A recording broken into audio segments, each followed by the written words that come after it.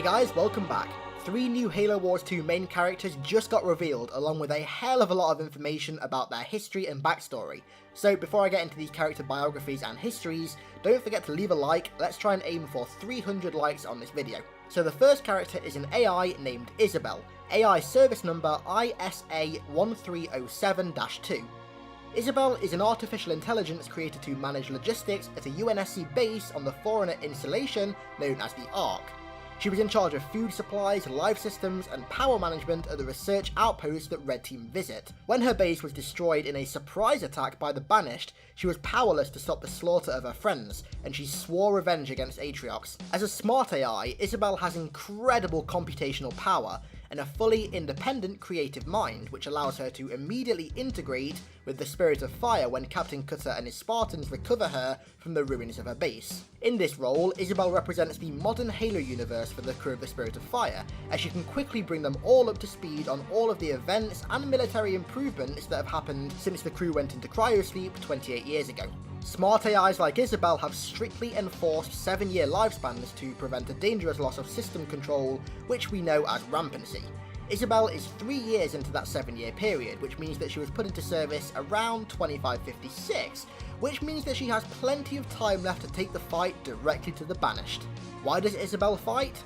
Retribution and finding a new family. Isabel is certainly looking to be one of the most interesting AIs, if not the most interesting AI, to be introduced since Black Box.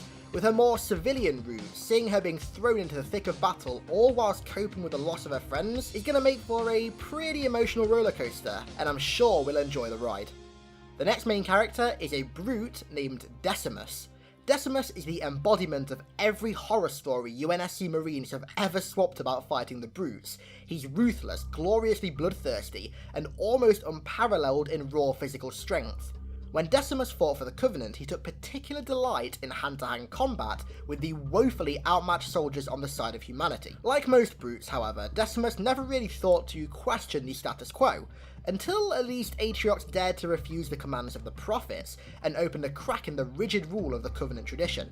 Decimus respects strength above all else, and Atriox's initial rebellion and continued success ever since have earned Decimus's absolute loyalty. Decimus still harbours some resentment towards the elites under Atriox's banner due to how the elites treated the brutes during the time of the Covenant, and as one of Atriox's generals, Decimus now takes a sadistic joy in ordering those elites on the most dangerous, even suicidal missions. Why does Decimus fight?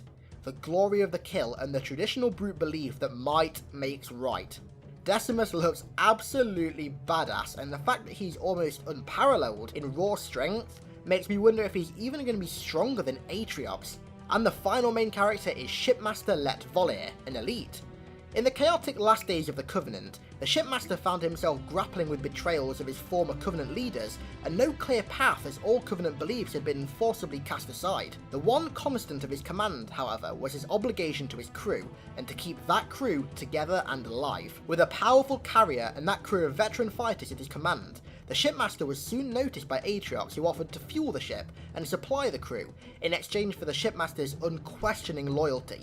This arrangement was deeply unpleasant, as you can imagine, for the Shipmaster, especially since his elites were used to lording over the brutes during the time of the Covenant. But in the new order of the galaxy, serving as a mercenary for Atriox was the only viable option. The name of the Shipmaster's carrier is the Enduring Conviction, a name which Atriox frequently points out is particularly ill-suited for its sellsword captain.